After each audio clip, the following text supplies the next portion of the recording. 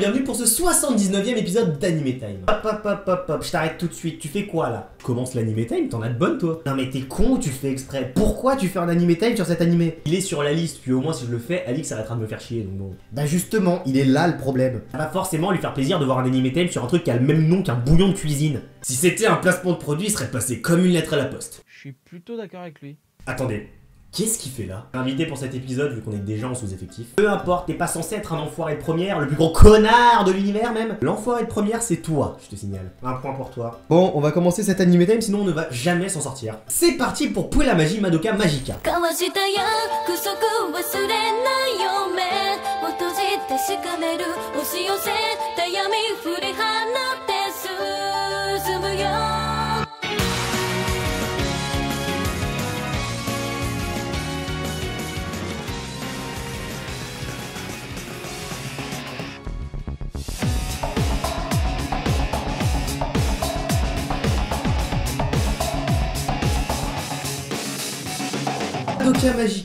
Madoka Magica.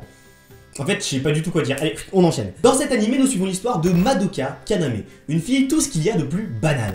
Mais pour le moment, on s'en fiche de Madoka, c'est pas forcément le plus important. Quentin prend le relais, je vais m'occuper de lui péter sa gueule. Madoka, Sayaka Miki et Hitomi Shizuki sont toutes des collégiennes, et Amiya accessoirement. Et un beau jour, une fille est transférée dans leur école, Omura Akemi. La best waifu, avec un autre personnage, mais ça c'est une autre histoire. Omura est une fille assez froide qui n'a pas l'air de montrer des mots.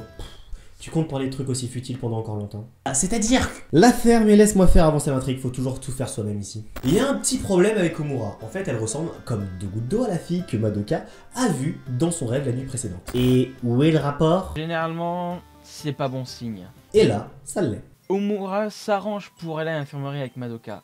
Pas vraiment dans le but de se faire soigner, mais plus dans le but de la prévenir. Si tu les aimes, en parlant de ses amis et de sa famille, ne deviens jamais quelqu'un d'autre. Sinon tu les perdras tous. Mais non, c'est rien, c'est une façon de parler. Revenons à Omura. Il nous cache encore quelque chose, c'est ça? Mais pas du tout. Omura sur le plan scolaire, en fait c'est simple. Elle aurait enculé Lena avec du gravier et du verre pilé. Mais sur le plan protection des animaux, on repassera hein. Le soir après l'arrivée d'Omura, les trois mousquetaires se retrouvent dans un centre commercial pour passer du bon temps entre amis. Et après que le personnage le plus inutile de l'animé soit parti, bizarrement il ne s'appelle pas Alix, Sayaka et Madoka se rendent dans un magasin de CD afin d'écouter du bon gros death metal sa mère. Lors de l'écoute d'une musique, Madoka entend comme une petite voix dans sa tête. À l'aide. Est-ce que cette voix répétait sans cesse? Madoka se retrouve à aller dans les sous-sols du centre commercial pour retrouver la source de cette voix. Là-bas, elle tombera nez à nez avec un animal qui semble être la source de ses appels.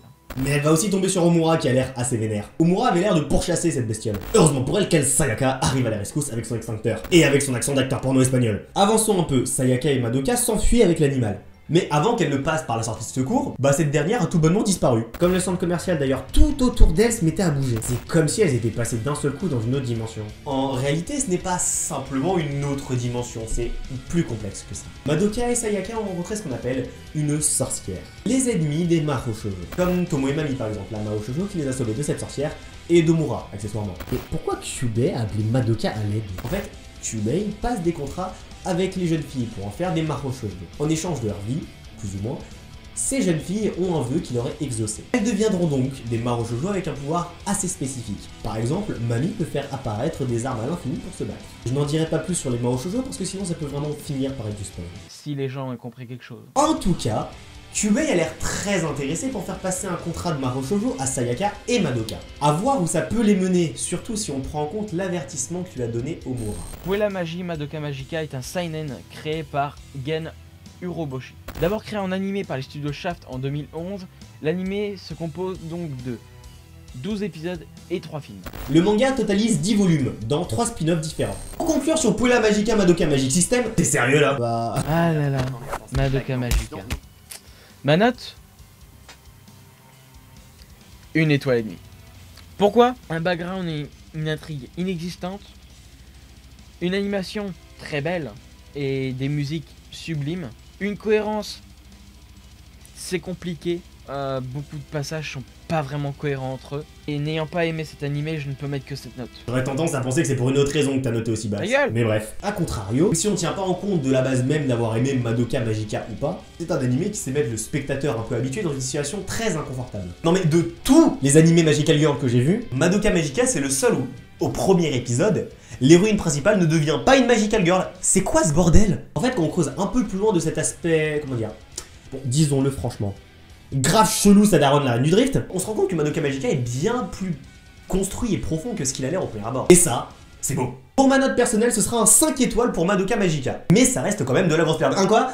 Voilà, c'est tout pour ce 79e épisode d'Anime Time, j'espère qu'il t'a plu. Si tu veux plus d'animés comme Pouet la magie Madoka Magica, avec le petit héros à droite, t'appuies sur le +1 et si t'en veux moins, t'appuies sur le -1. Si cette vidéo t'a plu, tu peux comme d'hab la liker, la partager, t'abonner si c'est pas déjà fait, me suivre sur les réseaux sociaux, Facebook, Twitter, Snapchat, Reddit, Instagram ou rejoindre mon serveur Discord. N'hésite pas non plus à aller t'abonner à la chaîne de Quentin, le lien est dans la description. C'était Hunter, on se retrouve le 20 pour le 80e épisode d'Anime Time. Ciao.